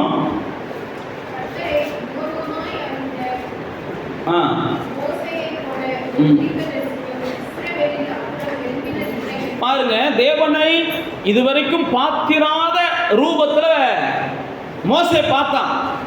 அதனால இதுவரைக்கும் பார்த்திராத மனிதர்களாக அல்லது மனிதனாக தேவன் மோசேவை அந்த பூமியில வச்சார். அப்போ உங்களையும் என்னையும் இதுவரைக்கும் பார்த்திராத ரூபத்துல தேவன் இந்த பூமியில காண்பிக்க விரும்புகிறார் மற்றவர்களுக்கு முன்பாக. அதனால தான் நாத்தானை பார்த்து சொல்றாரு, இது முதற்கொண்டு பரலோகத்திலிருந்து உனக்கு திறக்கப்பட்ட வானம் இருக்கும். மோசேவுக்கு தன்னை வெளிப்படுத்தும் போது அப்படிதான் என்ன செய்யறார்? இந்த பார், இது வரைக்கும் நடக்காத ஒரு அதிசயமான காரியத்தை கர்த்தர் காண்பிக்கிறார். அப்போ உங்கள் வாழ்க்கையிலையும் கர்த்தர் அதிசயமானதை காண்பிப்பதனுடைய நோக்கம், நீங்கள் என்ன செய்யணும்? இந்த கர்த்தரை அதிசயமானவர் என்று மற்றவர்களுக்கு காண்பிக்கணும். இந்த கர்த்தரை அதிசயமானவர் என்று நீங்கள் மற்றவங்களுக்கு காண்பிக்கும் போது நீங்கள் காணாதவைகளை நீங்கள் காண்பதற்கு கர்த்தர் உங்களுக்கு உதவி செய்வார். இதுவரைக்கும் நீங்கள் வாழ்க்கையில் பார்த்திராதவைகள் உங்கள் மூலமாக நடக்கணும், இதுவரைக்கும் வாழ்க்கையில் கேள்விப்பட்டிராதவைகள் உங்கள் மூலமாக நடக்கணும் அப்படின்னு நீங்கள் விரும்புனீங்கன்னா, நான் ஏற்கனவே சொன்னபடி கர்த்தரை புதுசாக நீங்கள் ருசிக்க பார்க்கணும். யாரோ சொன்னார் அதனால் அவ்வளவுதான் கர்த்தர் நினைக்க போகிறாரு, இவர் சொன்னார் இவ்வளவு தான் கர்த்தர் நினைக்கக்கூடாது. கர்த்தரை பற்றி பலர் பலதரப்பட்ட விதங்களில் சொல்லுவாங்க. கர்த்தரை பற்றி பலர் பலதரப்பட்ட விதங்களில் சொல்லுவாங்க. ஆனால் நீங்கள் கர்த்தரை பற்றி எப்படி நினைக்கிறீங்க? அவங்க இப்படி சொன்னதுனால இப்படி நினைக்கிறேன்னு நினச்சிங்கன்னா நீங்கள் கர்த்தரோட சரியான உறவுல இல்லைன்னு அர்த்தம். நீ கர்த்தரை பற்றி எப்படி நினைக்கிறீங்கன்னு கேட்டால் நீங்கள் உங்கள் சொந்தமாக சொல்லணும். கர்த்தரை பற்றி நான் இப்படி நினைக்கிறேன், இவங்க சொன்னாங்க அதனால நான் இப்படி நினைக்கிறேன்னு சொன்னீங்கன்னா நீங்கள் சரியாக இன்னும் கர்த்தரோட ஐக்கியமாகலன்னு அர்த்தம். இவங்க சொன்னதுனால நீங்கள் நினைக்கக்கூடாது. நீங்கள் கர்த்தரை ருசிச்சதுன்னு கர்த்தரை நான் இப்படி பார்த்தேன் பாஸ்டர், நான் இப்படி தான் பார்க்குறேன், பைபிளை நான் படிக்கும்போது எனக்கு கர்த்தர் இப்படி தான் வெளிப்படுகிறார், நான் பைபிளை இப்படிலாம் வாசிக்கும் போது எனக்கு கர்த்தர் இப்படிப்பட்ட புது ரூபத்தில் எனக்கு ஒரு வெளிச்சத்தை கொடுக்குறார். அப்படி உங்களுக்குன்னு சொல்லி கர்த்தர் என்ன செய்யணும்? தனித்தன்மையாக இருக்கணும். அதுக்கு நீங்கள் என்ன செய்யணும்? மோசேவை போல ஆண்டவரே எனக்கு காண்பீங்கப்பான்னு கேட்கணும். மோசே அந்த மாதிரி கேட்டான். அதனால தான் நான் உங்களுக்கு மறுபடியும் பல முறை சொல்லியிருக்கிறேன், எப்பயுமே நீங்கள் பைபிளில் கர்த்தரை தேடுங்க. யூடியூப்பில் நம்ம தேடுறது தப்புன்னு நான் சொல்ல வரல, அதெல்லாம் ரெண்டாவது சப்பு தான். அதில் வர்றதெல்லாம் நம்ம ரெண்டாவது தான் வச்சுக்கிறோம், இதில் வர்றதெல்லாம் நம்ம ரெண்டாவது தான் வச்சுக்கிறோம். முதல்ல நான் பைபிளில் உட்காந்து கர்த்தரை என்ன செய்யணும்? ருசிக்க பார்க்கணும். இல்லைன்னா நமக்கு வருகிற காலங்களில் வருகிற ஆபத்தில் நம்ம கண்டிப்பாக மோசம் போயிடுவோம். கள்ள கிறிஸ்துக்களால் மோசம் போயிடுவோம், கள்ள தீர்க்கதரிசிகளால் மோசம் போயிடுவோம், கபட பைபிளில் போட்டிருக்கு கபடமுள்ள ஊழியர்களால் நம்ம மோசம் போயிடுவோம், வசனத்தை போதிக்கிற தவறான மனிதர்களால் நம்ம ஏமாற்றப்பட்டு விடுவோம், பைபிளை சரியாக படிக்கலை பழகலைன்னா. இப்போ இங்கே மோசே பாருங்க, அவன் ஒரு விசேஷித்த மனுஷனாக மாறினதற்கு காரணம் அவன் தேவ சமூகத்தில் அதிகமாக காத்து கிடந்தான். நான் தான் சொன்ன பாருங்க, தேவ சமூகத்தில் மோசே தான் அதிகமாக காத்து கிடந்து அவன் தான் அந்த 5 ஆகமங்களையும் எழுதினான் அப்படின்னு அநேகர் நம்புறாங்க. அப்போ நீங்களும் தேவ சமூகத்தில் போய் காத்து கிடந்தீங்கன்னா, எழுத தெரிஞ்சவங்களா இருந்தால் நீங்கள் நிறையா எழுதுவீங்க. தேவ சமூகத்தில் போய் காத்து கிடந்தீங்கன்னா தேவன் புதுசாக உங்களுக்கு வெளிப்படுத்துவார், நீங்களும் உட்காந்து எழுதுவீங்க. மோசே அப்படி தான் எழுதுனான், தேவன் காண்பிக்க எழுதுனான்னு பைபிளில் போட்டிருக்கு. படிக்க தெரியாதவங்களா இருந்தால் மனசுலையாவது சேர்த்து வைப்பீங்க, மனசுலையாவது ஒவ்வொன்றா சேர்த்து வைப்பீங்க. அப்போ தேவனுடைய பிள்ளைகளாகிய நானும் நீங்களும் இந்த நிச்சயம் இருக்கணும். கர்த்தர் என்ன செய்கிறார்? அன்றைக்கு மோசைக்கு செடி வேகாமல் எரியிற தீயை காமிச்சதை போல உங்கள் வாழ்க்கையிலே அதிசயமானதை காமிப்பார். அன்றைக்கி நாத்தான்னு பார்த்தீங்கன்னா பரலோகம் பாரு திறந்திருக்கு, தேவதூதர்கள் இறங்குறது. இதை ஆண்டவர் ஏற்கனவே யாக்கோபுக்கு காமிச்சிருக்கிறார். பரலோகத்துலேருந்து ஏணி ஒன்று இருந்துச்சு, ஏறுறது இறங்குறதெல்லாம் யாக்கோபுக்கு கர்த்தர் காமிச்சிருக்கிறார் பழைய ஏற்பாட்டில். நாத்தான்ட்டு ஆண்டவர் அதை சொல்கிறார், ஏணியை சொல்லாமல் பொதுவாக சொல்கிறார். கடைசியாக உங்களுக்கு ஒரே ஒரு இது யாத்ராம 3ஆம் அதிகாரத்தை போல ஆதியாம 3ஆம் அதிகாரத்துலேருந்து பேதுரு உங்களுக்கு ஞாபகப்படுத்திட்டு நான் ஜெபம் பண்ணி முடிக்க ஆசைப்படுறேன். அப்போஸ்தலர் நடவடிக்கைகள் 3ஆம் அதிகாரத்துக்கு வந்தீங்கன்னா அங்கே பேதுருவினுடைய ஊழியம் துவங்குகிறதை பார்க்கிறோம். அந்த அப்போஸ்தலர் நடவடிக்கைகள் 3ஆம் அதிகாரத்தில் பேதுருனுடைய ஊழியம் துவங்குகிறது. பேதுரு உண்மைக்கே ஒரு பலவீனமான மனிதன், பேதுரு உண்மைக்கே ஒரு பேதையான மனிதன். பைபிள் பிரகாரம் பேதுரு சரியான படிப்பறிவு இல்லாதவர், பேதுரு சரியான என்ன செய்யலாம் எமோஷன் பார்ட்டி, பேதையானவர். இதெல்லாம் நமக்கு பைபிளில் போட்டிருக்க சில வார்த்தைகள் பேதுருவை குறித்து. ஆனால் அந்த பேதுரு ஆலயத்துக்கு போகிறார். நான் உங்களுக்கு முதல்ல சொன்ன பாருங்க, முதல்ல நீங்கள் தேவ சமூகத்தோடு சரியான தொடர்பு இருக்கணும். ரெண்டாவது தேவனுடைய ஆலயத்தோடு சரியான தொடர்பு இருக்கணும். கண்ட ஆலயத்துக்கும் போகக்கூடாது. கண்ட ஆலயத்துக்கும் போனால் எய்ட்ஸ் வரும்னு சொல்லி உலகத்தான் சொல்கிறான் பாருங்க. அதே மாதிரி தான் ஆவிக்குரிய ஆபத்தும் வரும், நோய் வரும். கண்ட ஆலயத்துக்கும் போகக்கூடாது. தேவன் நமக்குன்னு ஒரு குடும்பத்தை கொடுத்துருக்கிறார், நமக்குன்னு ஒரு கணவனை கொடுத்துருக்கிறார், நமக்குன்னு ஒரு மனைவியை கொடுத்துருக்கிறார். அதே தான் ஆலயம் என்பது. தேவன் நமக்குன்னு ஒரு ஊழியக்காரரை கொடுத்துருக்கார், நமக்குன்னு ஒரு ஆலயத்தை கொடுத்துருக்கிறார். அதனால் நம்முடைய ஆலயம் இதுதான், நம்முடைய ஊழியக்காரர் இவர் தான் அப்படின்ற ஒரு தெளிவு நமக்குள்ள என்ன செய்யணும்? எப்பயுமே இருக்கணும். நம்ம வாட்டுக்கு என்ன செஞ்சிடக்கூடாது, எல்லாமே ஆலயம் தானே, எல்லாமே இயேசுநாதர் தானே, எல்லாமே ஆம்பளை தானே, எல்லாமே பொம்பளை தானேன்னு போனால் எவ்வளவு கேவலமோ அதே தான் இதுவும். புரிஞ்சா சோத்திரம், புரியலைனாலும் சோத்திரம். புரிஞ்சவங்க சுதாரிச்சுக்கோங்க, புரியலைன்னா பேசாமல் என்ன செஞ்சுருங்க, புரியுறது வரைக்கும் போய்கிட்டே இருங்க, என்னைக்காவது ஒரு நாள் புரியும். அப்போ தேவனுடைய பிள்ளைகளாகிய நாம் தேவனோடு சரியான உறவு இருந்தால் தான் நாம் என்ன செய்ய முடியும்? சில அதிசயமான வேலை காண முடியும். அடுத்து நமக்கு ஆலயத்தோடு சரியான உறவு இருக்கும். ஆலயத்தோடு சரியான உறவு இருந்தால் தான் நம்ம மூலமாக சில அதிசயமானவைகள் நடக்கும். இங்கே பாருங்க, பேதுரு இயேசுவோடு இருந்தவன்.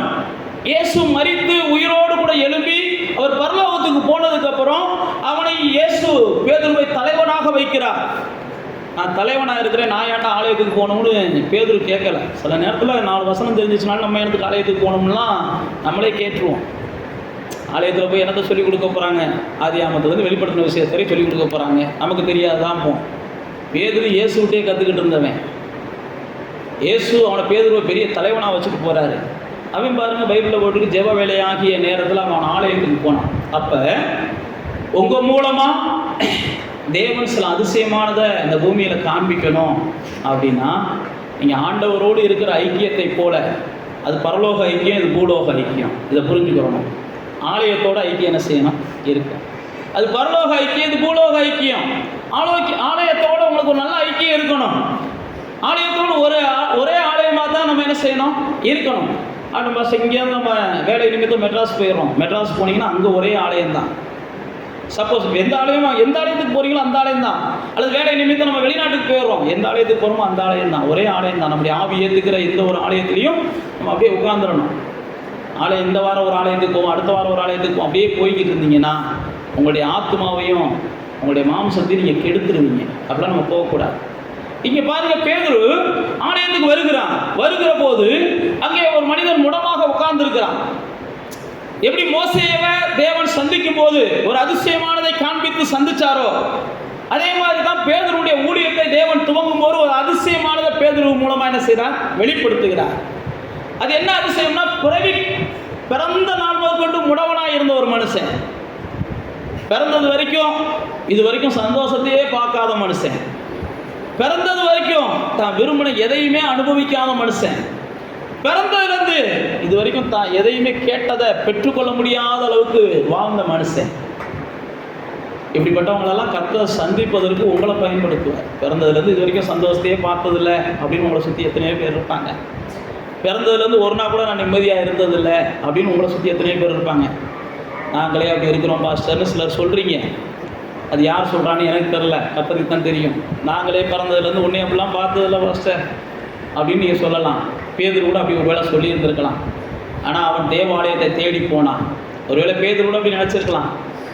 பேதுரு நம்மளை போல சாதாரண ஆள் தான், மீன் பிடிக்கிற ஆள் தான்.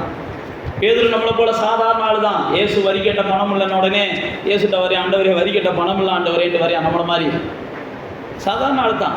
ஆனால் ஏசு என்ன செஞ்சார்? அவன் மூலமாக சில அதிசயமானதை செஞ்சார். நீங்கள் ஒரு சாதாரண ஆள் தான்.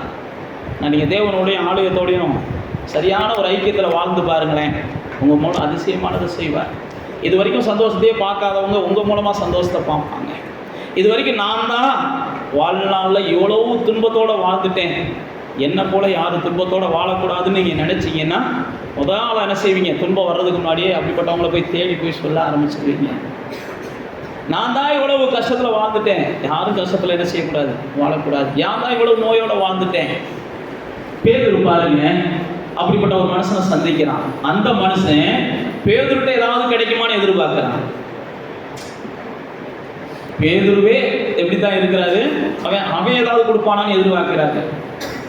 அவன் ஏதாவது கொடுப்பானான்னு பேதுரு எதிர்பார்க்கிற சூழ்நிலையில் இருக்கிறாரு. ஆனால் பேதுருட்ட இந்த மனுஷன் என்ன செய்யறான்? சில நேரத்தில் நாம அப்படிதான் இருப்போம். நம்ம நடந்து போவோம், எங்கேயாவது நமக்கு வழி திறக்காதான்னு போவோம். நம்மகிட்ட போய் ஒருத்தர் என்ன செய்வான்? வழி மறித்து எப்போ ஏதாவது கொடுத்துட்டு போப்பாம்பியா. ஆனால் பைபிளில் போட்டிருக்கு, பேதுரு என்ன செஞ்சான்? அப்போ நீ கேட்குற வெள்ளியும் பொண்ணும் என்கிட்டே இல்லை, உன்னை மாற்றேன் நான். ஆனால் நான் என்கிட்ட ஏசு இருக்கிறதுனால அது இல்லைனாலும் பரவாயில்ல, ஏசு இருக்காருல பார்த்துக்குவாருன்னு போய்கிட்டே இருக்கிறேன். அதனால் நீ இயேசுவை பிடிச்சிக்கோ, எந்திரிச்சு நடந்துருவேன் அப்படின்னு சொல்கிறியான். உடனே இயேசுவை பிடிச்ச உடனே எந்திரிச்சு நடந்துருக்கான். இவ்வளவுதான். என்கிட்டே இல்லை போடா அப்படின்ட்டு போனீங்கன்னா அவனும் எந்திரிச்சு நடந்திருக்க மாட்டியான், நீங்களும் பிரகாசிச்சிருக்க மாட்டீங்க. சில நேரத்தில் நம்ம அப்படி தான் சொல்கிறோம், என் கஷ்டமே தீர மாட்டேங்குது, என்கிட்டே பணம் இருக்க மாட்டேங்குது, எனக்கே பிரச்சனையாக இருக்குது, நான் போயா அப்படின்லாம் சில நேரத்தில் நம்மளுக்குள்ளே நம்மளாக பேசிக்கிறோம். ஆனால் பேதுரு அப்படிலாம் இல்லை. வெள்ளியும் பொண்ணு கேட்ட உடனே பேதுரு என்ன சொல்கிறாரு? அதெல்லாம் என்கிட்ட இல்லைப்பான்னு தான் சொல்கிறாரு. ஆலயத்துக்கு வர்றையே வெள்ளியும் பொண்ணு வச்சுருப்போன்னு அவன் நினச்சிருக்கலாம். ஒருவேளை உங்கள் ட்ரெஸ்ஸை பார்த்து மக்கள் நினைக்கலாம், அப்படி உங்களுடைய நடவடிக்கைகளை பார்த்து மக்கள் நினைக்கலாம். ஆனால் நீங்கள் என்ன செய்யுங்க? உண்மைதான், நீங்கள் பார்க்குற பார்வை நல்லா தான் இருக்குது. இந்த பார்வை நல்ல பார்வை கிடைக்கிறதுக்கு காரணம் இயேசு. என்கிட்ட இருக்க இல்லையோ என்னை நல்லா பார்க்குறவாரு, என்கிட்ட இருக்க இல்லையோ என்னை உயர்வாக பார்க்குறவாரு, என்கிட்ட இருக்க இல்லையோ என்னையும் மதித்து கேட்டவாரு அப்படின்ற மாதிரி நீங்கள் என்ன செய்யணும்? இதுக்கு காரணம் இயேசு தான். அதனால் நான் உனக்கு சொல்கிறேன், இயேசுவை கொடுக்குறேன், நீ எழும்பி நடப்பப்பா அப்படின்னு சொன்னே, இயேசுவின் நாமத்தில் நீயும் எலும்பு அப்படின்னு சொல்கிறான் பேதுரு. உடனே அவன் என்ன செஞ்சானா? எழும்பி நடந்தான். அதனால தான் நான் உங்களுக்கு சொல்லுகிறேன், என்கிட்ட இல்லை நான் யாருக்கும் கொடுக்க மாட்டேன்னு சொல்லாதீங்க. என்கிட்ட இல்லைனாலும் பரவாயில்ல, என்கிட்ட இருக்கிற இயேசுவை நான் என்ன செய்வேன், கொடுப்போம். அதான் சொன்ன பாருங்க, என்கிட்ட இல்லைனாலும் அவன் என்ன நினைக்கிறான், என்கிட்ட இருக்குன்னு நினைக்கிறேன். அந்த அளவுக்கு அவன் முன்னாடி இயேசு என்ன செஞ்சிருக்கிறார், வசதி வச்சிருக்கிறார். அதனால் யார்கிட்டையும் போய் உங்களை என்ன செய்யாதீங்க, தாழ்த்தாதீங்க. உனக்கு என்னப்பா சந்தோஷமாக இருக்குன்னு சொன்னால், ஆமாம் ஆண்டவரே, இதே வார்த்தையில் என்ன செய்யுங்க, போயிருங்க. நான் எங்கடா சந்தோஷமாக இருக்கேன், என் வீட்டில் வந்து வாடுறா கஞ்சிக்கு வழி இல்லை, என் வீட்டில் வந்து வாடுறா குடுமையை பிடிச்சி அடிச்சுக்கிட்டு கிடக்கும் அப்படிலாம் பேசிக்கிட்டு இருக்காதீங்க. இதெல்லாம் அவிசுவாசிகள் பேசுறது. ஆண்டவருடைய பிள்ளைகள் நம்ம என்ன செய்யக்கூடாது, பரவாயில்ல ஆண்டவரே இப்படியாவது வச்சிருக்கீங்களே முன்னாடி, அது வரைக்கும் சோத்திரம்ப்பா, உனக்கு இந்த ஆண்டவர் தருவாரா அப்படின்னு போய் பாருங்க. உங்கள் வீட்டில் நீங்கள் போகிறதுக்கு முன்னாடி என்ன செஞ்சுருக்கோம், காகம் வந்து எனக்காவது போட்டிருக்கும், உங்கள் கஷ்டம் மாறும். நீங்கள் போய் பட்டு பாருங்களேன், உனக்கு ஆண்டவர் தருவாரா, கண்டிப்பாக ஆண்டவர் செய்வாரா. எனக்கு கொடுத்துருக்கிற ஆண்டவர் இந்த சந்தோஷமான வாழ்க்கையை உனக்கு கொடுப்பாடுறா, எனக்கு கொடுத்துருக்கிற சந்தோஷமான குடும்பத்தை உனக்கும் கொடுப்பாடுறா, எனக்கு கொடுத்துருக்கிற சந்தோஷமான பிள்ளைகளை உனக்கும் கொடுப்பாடுறான்னு நீங்கள் சொல்லி பாருங்க. உங்கள் வீட்டுக்கு போகிறதுக்கு முன்னாடியே உங்கள் பிள்ளைகளுக்கு ஏதாவது ஒரு அப்பாயின்மெண்ட் ஆர்டர் வந்ததுனால நீங்கள் ஆச்சரியப்படக்கூடாது. நீங்கள் சொல்லிட்டு போங்க, புலம்பிட்டு போகாமல் சொல்லிட்டு போங்க. ஆண்டவரே என் பார்வையில் என்ன செஞ்சுருக்கீங்க வச்சுருக்கீங்க. பேதுரு அப்படி தான் சொல்லிட்டு போகிறான். என்கிட்ட வெள்ளியும் இல்லை பொண்ணும் இல்லை, ஆனால் இயேசு இருக்கிறாரு, என்ன செய்ய எழுப்பி நட பைபிளில் போட்டிருக்கு. அந்த நேரம் முதல் கொண்டு பேதுருடைய வாழ்க்கைகள் என்ன செஞ்சிச்சு, வேறு லெவலில் மாற ஆரம்பிச்சிச்சு. நீங்களும் நானும் அதுதான் சொல்கிறேன், ஜனங்கள்கிட்ட இயேசுவை கொண்டு போகிறதுக்கு நீங்கள் துணிஞ்சால் உங்கள் வாழ்க்கையில் வேறு மாற்றங்கள் நடக்கும். ஜனங்கள்கிட்ட இயேசுவை கொண்டு போங்க. வேறு எதையும் நீங்கள் போய் ஜனங்களுக்கு போய் அரிசியை கொடுங்க, பருப்பை கொடுங்க, சோத்தை கொடுங்க, கஞ்சியை கொடுங்க, வேறு ஏதாவது அதை கொடுங்க இதை கொடுங்கன்னு நான் சொல்லலை. கொடுங்க சந்தோஷம். ஆனால் இயேசுவை கொடுக்காமல் நீங்கள் எதை கொடுத்தாலும் வேஸ்ட்டு. எதை கொடுத்தாலும் முதல் என்ன செய்யுங்க, அவனுக்கு இயேசுவை கொடுக்க முடியுமான்னு பாருங்கள். இயேசுவை கொடுக்க முடியுமான்னு பாருங்கள். இயேசுவை கொடுக்கறது தான் உங்களுக்கு எனக்கு ஆண்டவர் ஆயுசனால கொடுத்துருக்கிறார். இயேசுவை கொடுக்கறதுக்கு தான், இயேசுவை கொடுக்கறதுக்கு தான் இயேசு அவரை நமக்காக தெரிந்து கொண்டு இருக்கிறார். இந்த பேதுரு பாருங்க, அந்த வார்த்தையை அழகாக பயன்படுத்தி உன்ட்ட இயேசுவை கொடுக்குறேன்டான்னு சொல்லி முடித்த உடனே அங்கே ஒரு பெரிய மாற்றங்கள் நடக்கிறது. அந்த மாற்றங்கள் அதுக்கப்புறம் தொடர்ந்து அந்த அதிகாரங்களை நீங்கள் வாசிச்சு பார்த்தீங்கன்னா பல மாற்றங்கள் நடப்பதற்கு பல வாசல்களை அங்கே திறக்கிறதை நாம் பார்க்கிறோம். அப்போ தேவ பிள்ளைகளாகிய நீங்களும் நானும் இந்த அப்போஸ்தலர் நடவடிக்கைகளில் பேதுரு சொன்னதை போல நம்ம மூலமாக சில அதிசயங்கள் நடக்கணும் அப்படின்னா நாம் ஜனங்களுக்கு என்ன செய்யணும், இயேசுவை கொடுக்கணும்.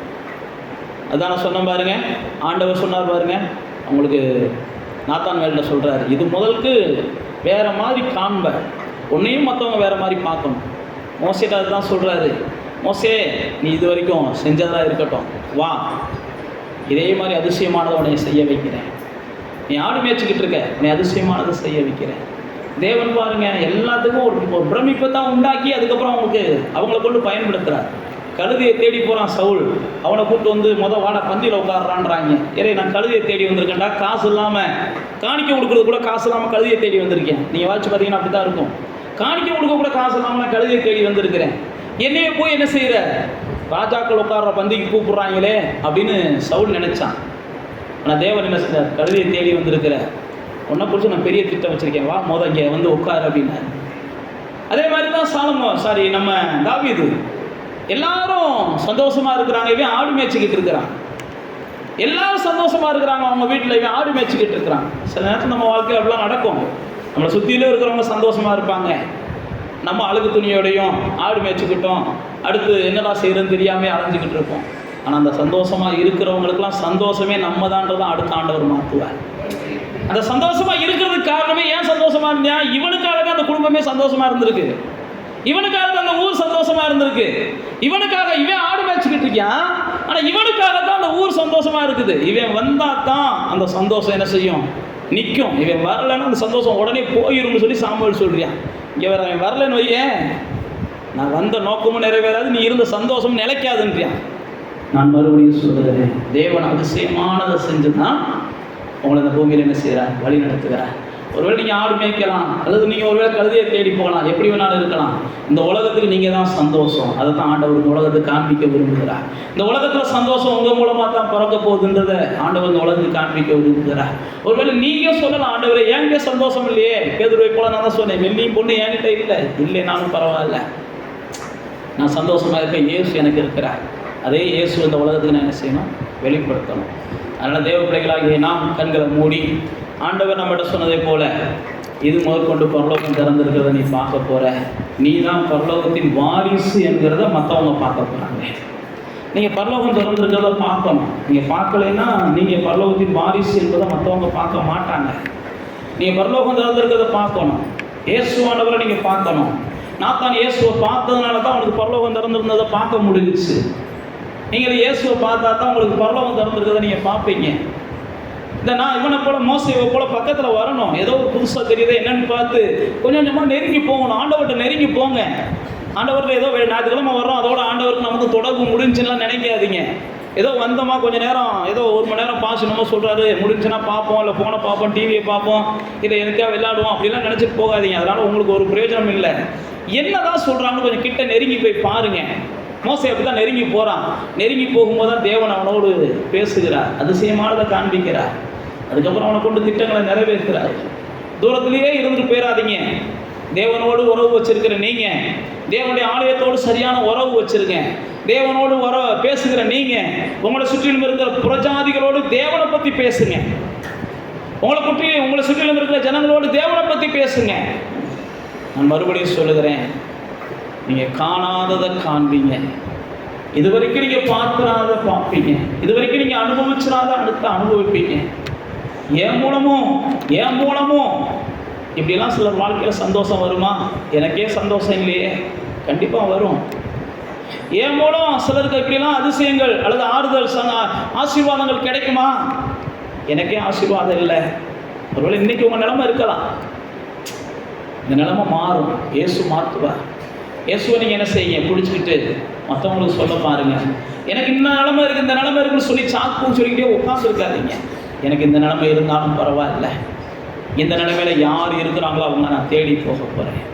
என் நிலைமை எப்படி இருந்தாலும் பரவாயில்லை, நான் இந்த கஷ்டத்தில் மோசையை பார்த்து சொல்கிறாரு பாருங்க, உபத்திரவத்தில் ஜனங்கள் இருக்கிறாங்கடா, டே கண்ணீரில் ஜனங்கள் இருக்கிறாங்கடா, பெருமூச்சு விட்டுக்கிட்டு இருக்கிறாங்கடா, டே வாடான்னு கூப்பிட்றாரு.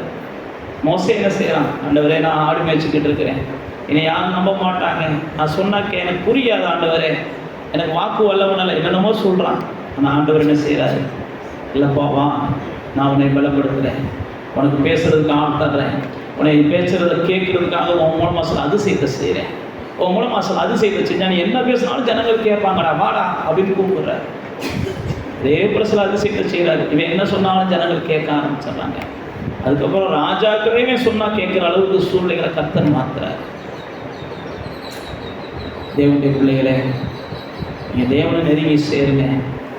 எந்த அளவுக்கு நீங்கள் தேவனை நெருங்கி நெருங்கி நெருங்கி சேர்றீங்களோ, தேவனை எந்த அளவுக்கு நீங்கள் புதுசு புதுசாக ருசிக்கிறீங்களோ, அந்த அளவுக்கு தேவன் இந்த பூமியில் உங்களுக்கும் புதுசு புதுசாக சில வாசல்களை திறப்பார். உங்கள் மூலமாக புது புது காரியங்கள் நடக்கும். நீங்களும் சில அதிசயமான செயல்களை செஞ்சு இந்த பூமியில் ஆண்டவர் இருக்கிறார் என்பதை மற்றவங்களுக்கு முன்னாடி நிரூபித்து காட்டுவீங்க. ஆண்டவர் ஒருவர் தான் அப்படின்றதை நீங்கள் நிரூபித்து காமிப்பீங்க. ஆண்டவர் உங்கள் மூலமாக அதிசயமானதை காண்பிப்பார். அன்னைக்கு அதிசயமானதை தேவன் மோசே மூலமாக காமிச்சார். அன்னைக்கு அதிசயமானதை தேவன் பேதுருவின் மூலமாக காமிச்சார். இயேசுவை கண்டவர்களுக்கு பரலோகம் திறக்கிறது. பரலோகம் திறக்கும் போது அதிசயமானது அவங்க வாழ்க்கையில நடக்குது, அவங்க மூலமாகவும் நடக்குது. கர்த்தர் நிச்சயம் உங்கள் வாழ்க்கையிலையும் செய்வார், உங்கள் மூலமாகவும் செய்வார். இதாவே அன்னைக்கு நாத்தானை போல இந்த நாளை வேலையில் இயேசு எப்படிப்பட்டவரோன்னு பார்க்க வந்திருக்கிற இந்த ஜனங்களோடு நீங்கள் பேசி இருக்கிறீங்க. இது முதற்கொண்டு உங்களுக்கு வானம் திறந்திருக்கிறத இவங்க பார்க்கட்டும்ப்பா. இந்த இயேசுவாலே எனக்கு வானம் திறந்திருக்கிறது என்பதை அவங்க உணர்ந்து கொள்ளட்டும். இயேசுவை நான் நெருங்க நெருங்க வானத்தின் வாசல்கள் எனக்கு விரிவடையும் என்பதை அவங்க புரிந்து கொள்ளட்டும். இயேசுவை நெருங்கி சேர்ந்து ஆண்டவரே இவர்கள் வித்தியாசமான செயல்களை இந்த பூமியில் செய்யட்டும்ப்பா. இவங்க மூலமாக அநேகருடைய கண்ணீர் மறையட்டும். இவங்க மூலமாக அநேக பாவத்திலிருந்து விடுதலையை காணட்டும். இவங்க மூலமாக இருளில் இருக்கிறவங்க வெளிச்சத்துக்கு வரட்டும். இவங்க மூலமாக அநேக குடும்பங்கள் கட்டப்படட்டும். இவங்க மூலமாக அநேக வியாதிகள் சுகமாகட்டும். இவங்க மூலமாக அநேகருக்கு நன்மைகள் நடக்கட்டும்ப்பா. ஒருவேளை இவங்க வாழ்க்கையில் இவங்க எதிர்பார்க்கிற நன்மைகள் இதுவரைக்கும் நடக்காமல் இருந்துச்சுன்னா இப்பொழுதே தேவன் அதிசயமானதை செய்து இவங்களுக்கு நம்பிக்கையை வர பண்ணுங்க. கர்த்தாவே, நான் என்னை நீங்கள் பயன்படுத்துவீங்க, நான் நம்புகிறேன்னு சொல்லி சில அதிசயமானதை செய்து உங்களுக்கு மோசைக்கு நம்பிக்கையை வர பண்ணதை போல இவங்களுக்கு நம்பிக்கையை வர பண்ணுங்க. அன்னைக்கு பேதுருவை நம்பிக்கையை வர பண்ணுவதற்காக நீங்கள் சில அதிசயமானதை செஞ்சதை போல இவங்களுக்கு நம்பிக்கை வருவதற்காக சில அதிசயமானதை கர்த்தர் செஞ்சு இவங்க நம்பிக்கையை கர்த்தர் தான் பலப்படுத்த வேண்டும் என்று நாங்கள் ஆசீர்வதிக்கிறோம்ப்பா. நீங்கள் ஆசீர்வதிங்க, இவங்க மூலமாக அநேகர் ஆசீர்வதிக்கப்படுவதற்கு இவங்களை நீங்கள் பயன்படுத்துங்கன்னு நாங்கள் ஆசீர்வதிக்கிறோம்ப்பா. ஆண்டவரே, இந்த இடத்துல வந்திருக்கிற ஒருவரும் சும்மாலாம் வரலை, கர்த்தர் ஒரு நோக்கத்தோடு தான் கொண்டு வந்திருக்கிறீங்க. அவங்க வயசானவங்களோ சின்ன வயசுக்காரங்களோ எல்லாத்த குறிச்சும் திட்டம் நீங்கள் வச்சுருக்கிறீங்க. யாரும் தேவன் தனக்குன்னு வச்சுருக்கிற இந்த திட்டத்தை நிறைவேற்றாமல் இந்த பூமியில் கண்ணை மூடிடக்கூடாதுப்பா. ஒரு பயனற்ற வாழ்க்கையை கிறிஸ்துவுக்காக எதையும் செய்யாமல் ஒரு பயனற்ற வாழ்க்கையை வாழ்ந்துட்டு யாரும் இந்த பூமியில் இங்கே வந்து ஆலயத்தில் எங்களோடு கூட ஐக்கியம் கொண்டு இருக்கிறவங்க கண்ணை மூடிடக்கூடாது. எப்படி ஆகிலும் அவங்கள செய்ய வைங்க. மோசை எப்படியாவது செய்ய வச்சிங்க இல்லை, பேதுவை எப்படியாவது செய்ய வச்சிங்க இல்லை, எங்கள் மக்களையும் செய்ய வைங்க. ஒவ்வொருவரும் உங்கள் ஓட்டத்தை நிறைவேற்றட்டும், முடிக்கட்டும். தேவனுக்கும் பிரயோஜனமானவர்களாக இந்த பூமியில் இருக்க கர்த்தர் ஆசீர்வதிங்கப்பா. இது முதற்கொண்டு ஒரு காணாதவைகளெல்லாம் காணட்டும், செய்யாதவைகளெல்லாம் செய்யட்டும். இவங்க மூலமாக இது வரைக்கும் நடக்காத அதிசயமானவைகள்லாம் நடக்கட்டும்னு நாங்கள் ஆசீர்வதிக்கிறோம். கூட இருந்துங்க, பலப்படுத்துங்க. அன்றைக்கி சிறுசர்களோடு இந்த வசனத்தை உறுதிப்படுத்தின தேவன் இவர்களோடும் இருந்து வசனத்தை உறுதிப்படுத்துவீராக என்று நாங்கள் ஆசீர்வதிக்கிறோம். எல்லா துதியும் நாங்கள் உமக்கு செலுத்துகிறோம். இயேசுவின் நாமத்தில் ஜெபிக்கிறோம் பிதாவே.